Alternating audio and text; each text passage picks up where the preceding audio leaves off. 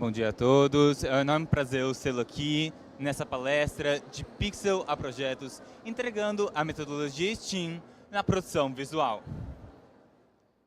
Bom, eu me chamo João Paulo Cruvinel Miranda, tenho 19 anos e estou aqui representando o Instituto Federal Goiano. Meu início da carreira com fotografia começou-se na infância, quando eu pedi para minha família uma câmera da FreeSharePie. Então, era uma câmera digital, simples, mas que eu adorava ela porque eu registrava todos os momentos da minha família. Então, em momentos de Natal, momentos de Páscoa, eu me divertia muito. E nisso eu fui continuando o meu progresso, auxiliando a minha irmã no seu hobby de cosplay. Foi aí que eu realmente comecei a desenvolver as minhas habilidades, porque ela tinha uma necessidade, que é uma produção voltada para um ramo de mídias sociais, e eu fui treinando, e com base na técnica, quer dizer, com base na prática, a gente vai desenvolvendo um pouco de técnica. Eventualmente eu cheguei até a adquirir um drone, eu sou registrado na Anatel, no Sexnat, para estar pilotando. No momento não possuo mais ele, mas eu adoro e ainda continuo coordenando uma comunidade de drones aqui no estado de Goiás, para desenvolver esse hobby que é fantástico, que é você ter um ponto de vista completamente diferente, que é o superior. Depois eu comecei a fazer cobertura fotográfica em eventos, desde Tomodachi aqui em Goiânia a outros na minha própria instituição. Foi só então que eu realmente comecei a fazer um curso de fotografia com a professora Juliana. Nisso, eu desenvolvi muito mais minhas habilidades. Por mais que a gente tenha a nossa prática, a gente tem muito além. A prática ela é importante, ela é fundamental para você ir refinando suas ideias, mas quando você tem algum instrutor para estar te orientando, você avança muito mais rápido. E durante esse processo de 1 ano que eu estive com a minha professora, eu também desenvolvi uma minha própria metodologia. Quando você é autossuficiente, autodidata, você vai traçando caminhos para você aprender melhor e mais rápido. E foi aí que eu fui elaborando essa metodologia STEAM aplicada na produção de fotografias, desde cinematografia para fotografia. E agora eu me compreendo agora como mobile maker, que é um ramo da fotografia que utiliza equipamentos mais compactos e versáteis para estar cobrindo diversos tipos de situações. Estou aqui até mesmo com o meu próprio dispositivo que eu utilizo. Infelizmente não trouxe a minha case com meus equipamentos de lente, que são pequenos, são versáteis, eu consigo ir para todo lugar com eles, sem precisar carregar algo muito pesado, que atrapalha até mesmo uma viagem que eu acabo fazendo. E por que a gente tem que estar trabalhando essa questão da STEAM? STEAM, para quem não conhece, é uma sigla de uma metodologia de ensino que é Ciência, Tecnologia, Engenharia, Arte e Matemática. Ela consiste em integrar todos os conhecimentos no processo de aprendizagem. A gente não deveria trabalhar, em hipótese alguma, os saberes de modo isolado, de modo alheio. Todos os saberes, eles se interconectam, eles fazem uma relação entre si e promovem ainda um conhecimento muito maior. Tanto como nós sabemos, não tem como você ficar focado estritamente numa área. Toda área ela precisa de um outro profissional que vai estar contribuindo com seus saberes para vocês estarem criando um projeto mais avançado. Então, eu pensei de como que isso tornaria mais dinâmico e como que isso vai estimulando cada vez mais a criatividade e o desenvolvimento das habilidades do sujeito que segue esse tipo de filosofia. Então, começando pela ciência, a gente vai ter muitas áreas da ciência. Fotografia é principalmente física, porque quando a gente está falando de física, a gente está entrando no ramo da óptica, que é a luz. Sem a luz, não tem como ter a fotografia. A gente não vai ter um nada, não é nem o preto, é um nada. Como que você vai registrar algo sem a luz? Então, a física é importante para a gente compreender os fenômenos ópticos que ocorrem na fotografia, na produção cinematográfica. Desde as lentes até outros princípios de reflexão, refração. E aí a gente vai vendo, quando a gente quer se melhorar nesse ramo e adquirir novos equipamentos, os equipamentos de melhor categoria, eles são principalmente equipamentos que vão abordar a questão física de um modo muito mais refinado, porque ela vai ter lentes que não vão causar reflexão, não vão causar anomalias cromáticas, esse tipo de situações. Então, isso tudo é questão de física. Por mais que a gente via isso no ensino médio, achando meio bobo, calcular aonde vai os raios de luz, é isso basicamente a fotografia. Nosso olho também é uma câmera fotográfica, né? Geografia, para mim, é a segunda área da ciência mais fundamental para quem gosta de fotografia. Porque com a geografia você tem a noção do seu meio, onde você está. Quando você está numa situação, você tem que saber como é que está no mesmo horário. E a gente vê que o Sol ele está em posições diferentes no mesmo horário, mas em dias diferentes. Então essa variação que a gente tem desde os solstícios até os equinócios pode sim impactar a nossa produção cinematográfica. Aqui, quando a gente está vendo, já estamos mais para baixo da linha do Equador, a gente tem um caso em que o Sol, em um determinado horário do dia, não vai estar mais presente. Então, se você quer realmente elaborar algo a longo prazo, é até interessante você saber como que vai estar se comportando aquele clima. Se está um clima chuvoso, isso também é a questão da geografia. Questão de relevo, questão de biologia também entra nisso. A outra parte é a psicologia. Afinal de contas, a gente produz uma fotografia para causar alguma impressão no outro. Que tipo de impressão a gente quer causar? Isso vai mexer com a parte neurológica daquela pessoa. A gente tem padrões, tanto de teoria das cores e elementos que a gente pode colocar naquela fotografia, naquela produção cinematográfica, que vai provocar uma reação específica. Para quando você quer um objetivo, você também tem que pensar em como que aquele público vai reagir. Você não cria algo aleatório. Caso contrário, você vai divulgar aleatoriamente. E a outra parte são específicas, porque cada tipo de especialização na fotografia vai depender de um conhecimento específico. Eu, por exemplo, sou uma pessoa que gosta muito de fotografar a natureza, o bioma do Cerrado. Então, eu demando saber como é que funciona esse ecossistema. Como que eu vou fotografar uma flor que eu acho magnífica, sendo que ela não está só na época de floração? Eu tenho que ter essas noções para estar preparado. Para eu, por exemplo, fazer uma excursão numa trilha e já saber o que eu posso esperar naquela trilha. Temos a parte de tecnologia. E na parte de tecnologia, a gente está trabalhando muito com dados e informações. Aqui eu peguei uma imagem de uma fotografia que eu já fiz num concurso e na interface de um celular, por mais que ela seja mais simples do que câmeras DSLR e mirrorless, ainda assim ela permite muita coisa para você ajustar no modo Pro. São muitas informações que são disponibilizadas para aquela pessoa, diferente do modo automático. Com essas informações é o que você vai regular como que você vai controlar aquela fotografia. Então a gente tem a velocidade do obturador, que é o que vai controlar o quanto tempo vai estar aberto o sensor da câmera captar a luz. E como que isso impacta? Quanto mais tempo aberto, evidentemente mais entra luz. Então fica uma imagem mais clara. Quando a gente também deixa entrar mais tempo de luz, a gente também cria efeitos de borrões. Eles podem ser negativos e podem ser positivos, depende muito da qual a sua finalidade. Por isso é importante a gente compreender com o que a gente está trabalhando.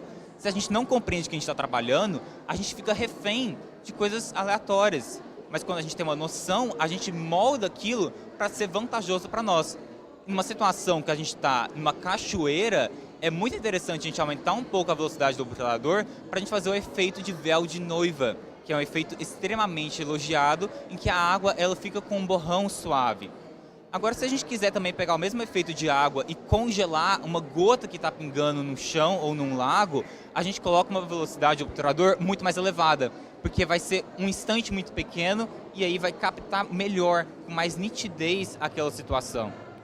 Só que quando a gente diminui a velocidade do obturador, a gente deixa a imagem mais escura, afinal de contas entra menos luz. A gente pode corrigir a situação numa dinâmica com o ISO. O ISO ele define a sensibilidade daquele sensor da câmera. Quanto maior o ISO, mais sensível ele é para receber aquela luz, mais ele vai ficar mais claro. Só que quando a gente aumenta demais o ISO, numa situação noturna, a gente vai ter o problema de ruído.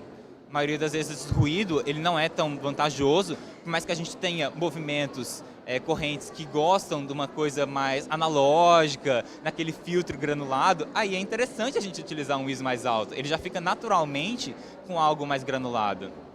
E também a gente pode controlar com a questão da abertura do diafragma. Para muitos celulares, infelizmente isso não é possível. Foi uma tecnologia que foi se perdendo. No caso, esse mesmo não tem. A gente só controla o ISO e a velocidade do obturador.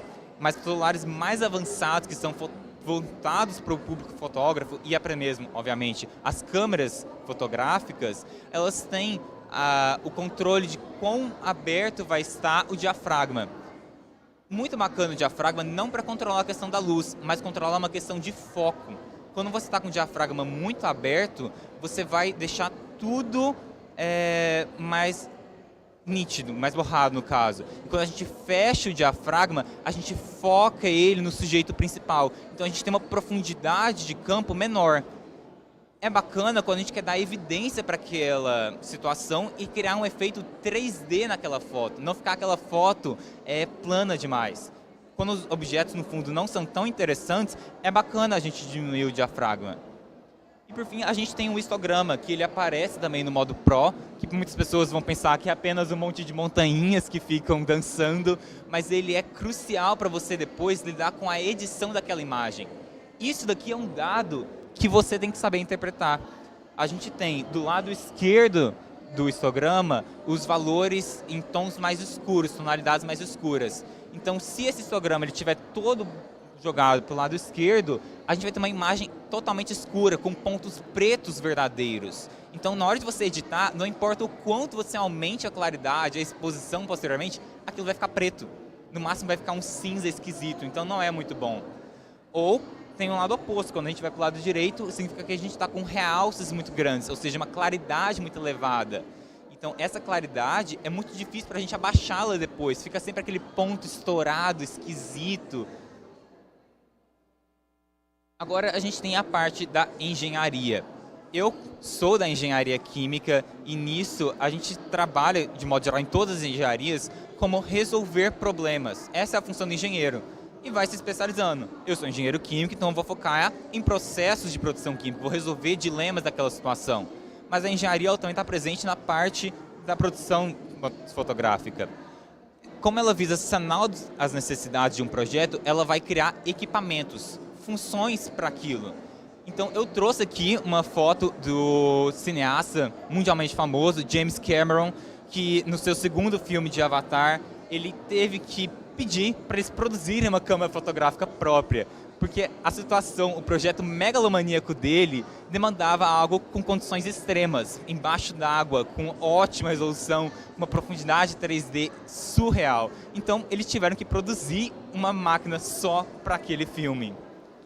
A gente também tem a produção de diversos equipamentos. As lentes são produzidas por engenheiros. Os sensores da câmera, que é como a nossa retina de modo mecânico, também são produzidos por eles. A gente tem softwares. Afinal, a gente tem um engenheiro de software.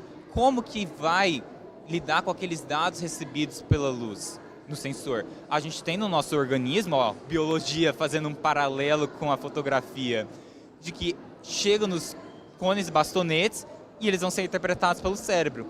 Mas no caso a gente não tem componentes orgânicos aqui. Como que a gente vai lidar com isso?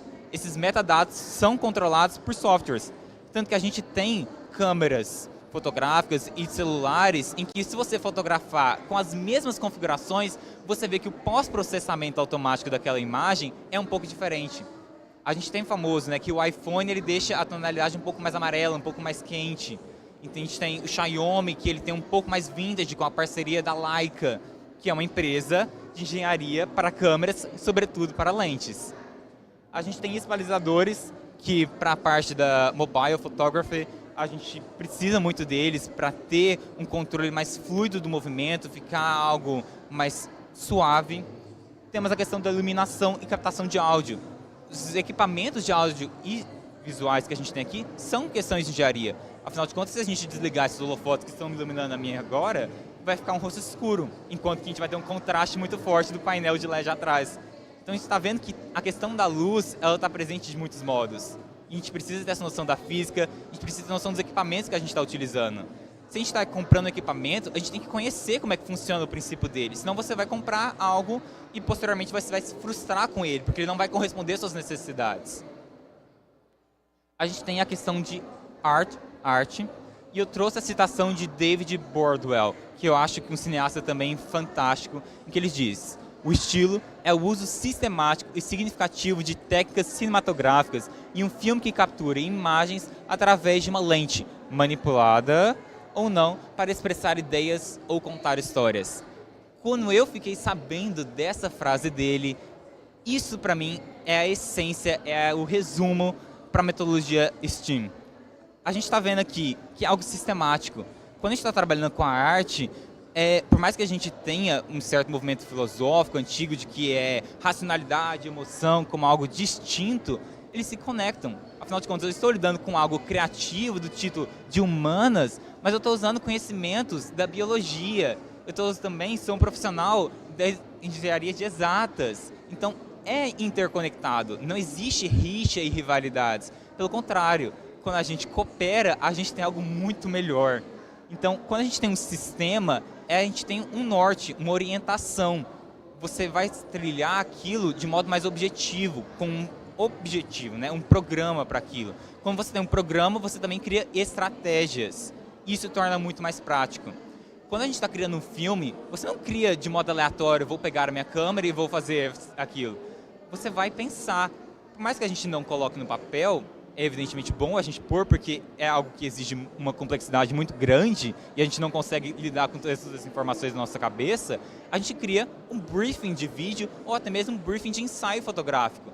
Lá você coloca todos os aspectos que você vai estar analisando, desde como que vai ser a movimentação daquela câmera, qual que vai ser o ângulo. Ângulo é matemática, então tá vendo que é algo artístico, humano, mas tem exatas no meio. E a gente tem a parte matemática. A matemática, eu gosto muito dessa visão de que ela é a linguagem que expressa o mundo. A gente consegue compreender o mundo muito melhor utilizando a matemática, pois ela é uma forma de quantificar tudo. Então, a gente vai ter na escola aquelas equações que a gente não compreendia muito bem, mas quando a gente está trabalhando tanto com isso e a gente começa a se tornar natural, ou seja, a principal característica de ser uma arte, ela ser natural, não é algo forçado que te provoca um desconforto. Eventualmente você vai naturalizando esse seu sistema. Cada um vai criando o seu com as suas condições, com a sua vivência única. Então, quando você internaliza aquilo, você segue algo que é pragmático, que é robótico, que seria algo forçado, de modo natural e espontâneo. Eu penso naturalmente já vendo as coisas com a matemática. Eu sou uma pessoa de exatas, então eu calculo as coisas e eu vejo números para todos os lados. E isso ajuda bastante quando a gente está lidando com isso. Essa daqui é uma fotografia de uma amiga que eu estava no ônibus, voltando de uma viagem de Brasília, e eu olhei para o lado e eu já percebi, estou agora num pôr do sol, a luz está entrando pela janela e está fazendo um contraste maravilhoso com o rosto dela. Olha que aura é essa, são tons quentes, vívidos, ela concentrada de modo tão suave no que ela está trabalhando no tablet. E aí eu consigo ajustar rapidamente, porque eu já tenho essas noções. Por isso que é importante a gente ter a prática. Quanto mais a gente pratica, mais rápido a gente faz. Vira um hábito, um costume. Então a gente não precisa ficar pensando, nossa, milimetricamente, eu tenho que mover a minha câmera desse modo para pegar aquilo. Não, a gente já faz isso daí sem pensar, fica automático. Então eu utilizei o que a gente tem, questões de proporção. Essa daqui é a regra dos terços, que a gente coloca as exposições da informação, como a gente vai colocar os elementos, com base na malha quadriculada que a gente pode colocar em nossa câmera. Voltando aqui em tecnologia, nessa outra foto que eu fiz, é sempre importante a gente ter essas malhas. O dispositivo smartphone, ele também pode colocar outras, desde a proporção áurea, se você quiser, ou uma malha com um pouco mais fina, se você quiser centralizar mais o objeto em questão. Você pode personalizar isso. E no caso, é sempre bom porque você vai ter uma noção de como que está distribuído aqueles componentes. Quando a gente está editando, a gente vai ver, opa, esse lado ficou um pouco menor, não causa um desconforto quando não está simétrico. Isso é a questão da matemática, a simetria que a gente tem. Então, além da proporção dos terços, que ela causa uma distribuição muito mais harmônica, a gente tem a lei áurea, a regra áurea, que ela é algo tido como o mais belo que poderia se alcançar com a matemática. De fato, é muito bonito e eu acho muito difícil trabalhar com ela. Eu sei que é algo, quando a gente faz, fica uma fotografia excepcional, porque a questão de curvas é algo que mexe bastante com a gente. Inclusive, quando eu estava selecionando a foto, eu fiquei até em dúvida em qual pegar, mas eu tenho aqui um tronco de árvore, então é algo reto. Então a gente já tem retas. Mas nesse tronco de árvore, a gente tem uma curva feita com cogumelos. Ele se aproxima bastante com o que acontece na lei áurea. E surpreendentemente tinha um pequeno ramo dessa árvore que estava cortada que completava aquela voltinha. da curva. Então ficava algo incrível também. Simetrias, triângulos principalmente. A gente sabe que a matemática se resume tudo, a triângulos e círculos. Então quando a gente trabalha isso nos componentes, fica algo muito melhor. Direcionamento de olhar. Isso é importante quando a gente está lidando com retas e curvas, porque a gente segue aqueles fluxos. A gente vê quando a gente tem uma linha reta e elas estão direcionando para um objeto, você acompanha, o seu olhar ela segue. Então se você tem um ponto de fuga em cima e as retas sobem para ele, você se sente imersivo naquela foto. Você sente como se estivesse naquele local, você olhando para cima para contemplar, por exemplo, uma obra de arquitetura. Então esse direcionamento de olhar é muito importante. Você está criando uma experiência para quem está visualizando. Ela está se sentindo em um outro mundo quando ela olha pela fotografia. Ela se sente mais conectada. E também tem a questão dos pontos de fuga. Quando a gente está com pontos de fuga, a gente equilibra aquela foto. É sempre importante a gente saber mediar o que a gente está fazendo, balancear. Se a gente colocar muita informação, vai ficar algo extremamente poluído. É realmente uma poluição visual. E aí a pessoa, com o cérebro interpretando aquelas questões, neurolinguística, questão da psicologia.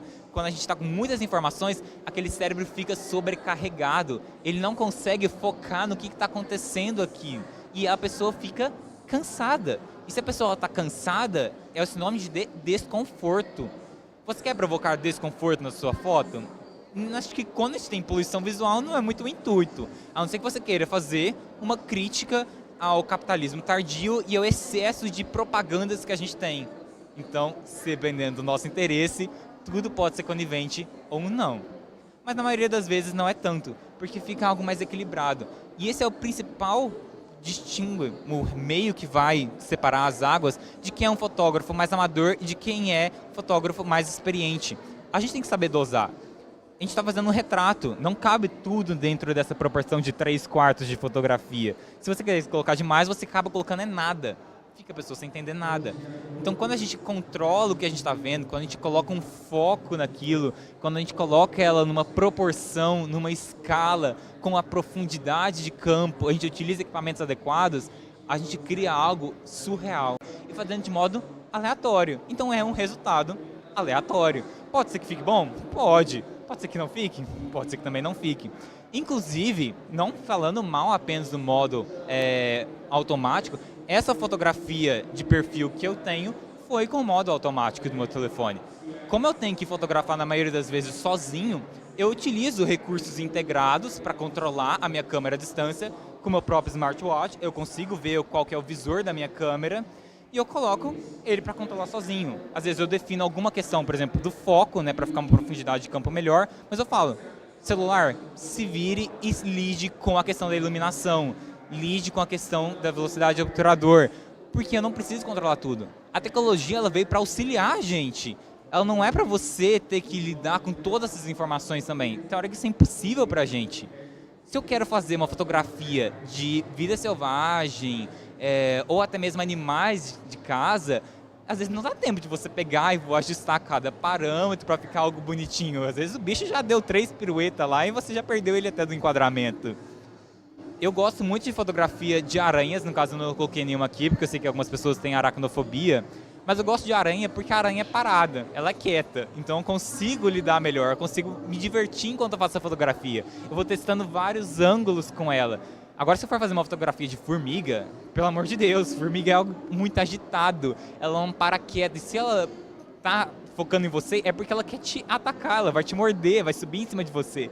Então por isso eu não gosto muito de formigas, eu prefiro as aranhas. Por mais que elas sejam venenosas, eu acho elas mais seguras. Então, quando a gente cria isso, a gente cria uma fotografia única. Quando você pensa nisso, entra na parte do psicológico, entra na parte humanística. Então, tá vendo que eu tenho que ir voltando várias coisas?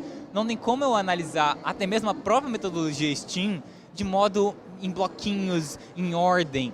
Ela é algo que interconecta. Se a gente está numa rede, não existe nem meio nem fim, nem ponto central, nem ponto da periferia.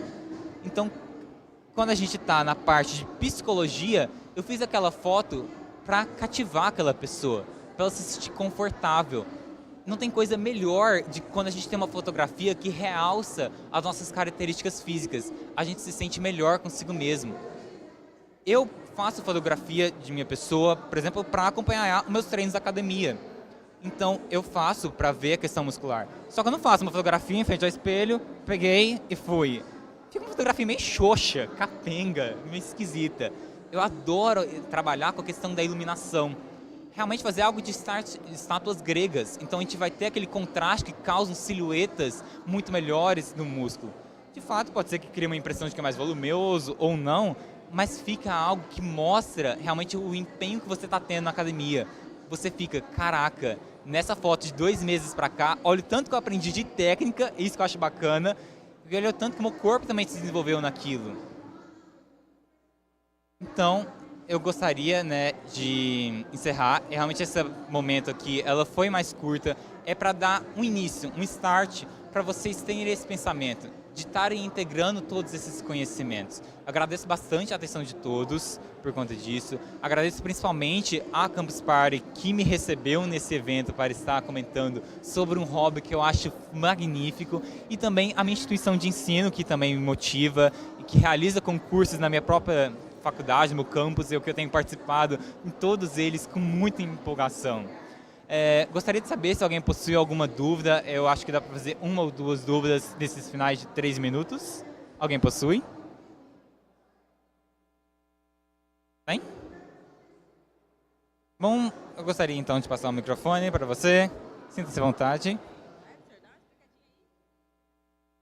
Bom dia, tudo bem? Primeiramente, parabéns pelas suas fotos. Fiquei aqui viajando aqui, achei muito bonito suas fotos. Eu queria entender um pouco do seu processo criativo, assim, você... Por exemplo, eu morava em Corumbá, então a minha ideia era fim de semana, eu saía num sábado de manhã, pegava a câmera, como você mesmo falou, a minha intenção é fazer foto hoje de animal selvagem.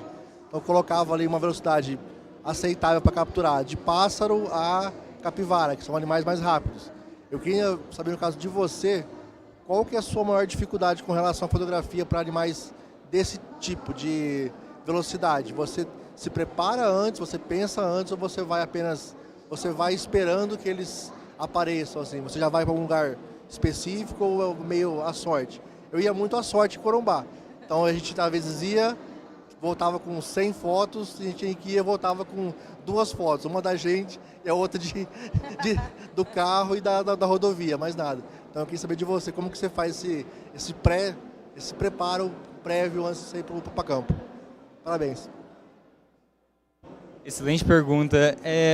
Quando eu faço uma trilha para um ambiente que eu não conheço, eu sempre procuro então pesquisar em como a gente tem a questão das mídias sociais. Muitas pessoas já passaram por aquele local, nem sempre é tudo isolado. Então eu fui para uma viagem no estado de Goiás para um sítio arqueológico. Então eu vi lá quais eram as obras, as pinturas rupestres que tinham e como que eram as trilhas. Isso já dá uma noção de você como é que é aquele espaço. E também quando você está lá, cada ida é diferente. Cada ida você olha de um jeito também.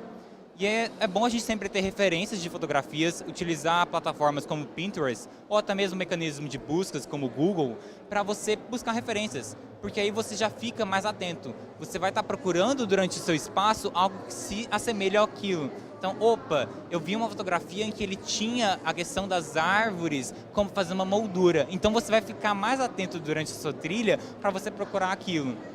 E como você falou de animais, animais é algo extremamente imprevisível, você não controla aquilo. Na verdade, são poucas coisas que a gente controla. Então a gente tem que ser muito ágil. A gente tem que estar bem preparado com aquilo, já estar ciente da iluminação, porque se já deixa configurada a câmera para iluminação, já é uma coisa a menos para estar configurando. O modo automático, às vezes pode ser bom, ou às vezes não, porque a questão da iluminação ela pode variar quando você quer fazer uma coisa de contraste. Às vezes ele vai deixar muito claro ou muito escuro e não é aquele seu interesse.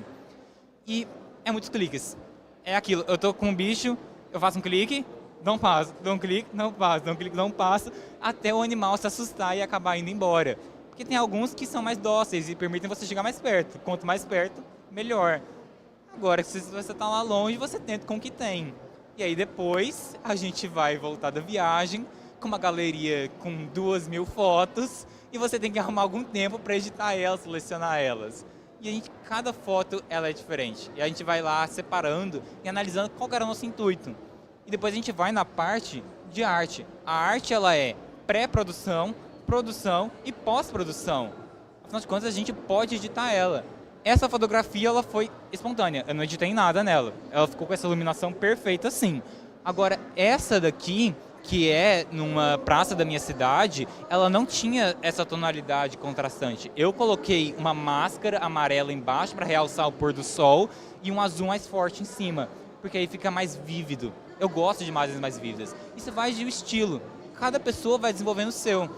E a metodologia STEAM, ela é versátil para cada interesse. Então, uma última pergunta, eu não sei se vai ter tempo, mas... Oi, parabéns aí pela sua palestra. Eu queria saber, essa sensibilidade toda sua, esse teu olhar ultra diferenciado, isso te salva das ciladas do dia a dia na graduação? Uma coisa que eu já percebi, em entrevista de emprego, não é você apenas falar das suas competências técnicas. Ah, eu fiz tal curso, eu fiz tal situação. Tudo depende, principalmente naquela entrevista de emprego, como você conta aquela história. Você pode ter uma outra pessoa que fez a mesma situação, ou seja, a gente vai equiparar todos os fatores, fizeram as mesmas coisas. Óbvio que é impossível ter alguém assim, mas como você narra aquilo é o que impacta. Então, a fotografia, para mim, ela impacta nisso. É você criar uma narrativa, é você falar como você participou daquele curso de um modo tão espetacular que o seu avaliador vai ficar, uou, esse cara realmente viveu aquele curso. Ao invés de, tipo assim, ele só suou como se tivesse aparecido lá, viu a palestra, pegou um certificado e foi embora. Algo meio vago. Então, como você conta as coisas é algo que eu aprendi bastante com a fotografia. A fotografia é você contar uma história. Fiquei muito triste agora que eu tô vendo que agora no telão expandiu demais, mas não deu certo, mas era uma fotografia de um cogumelo também presente aqui no Cerrado. Acabou que ficou quadriculado. Isso é questão também dos parâmetros que a gente tem. O tamanho da imagem é algo que deveria ter me atentado. Erros acontecem? Sim.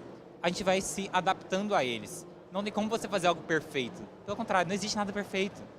É algo sempre que você vai melhorando. O processo de fotografia é algo que você evolui. E a metodologia de STEAM é aquilo que te impulsiona a procurar a transformação cada vez mais.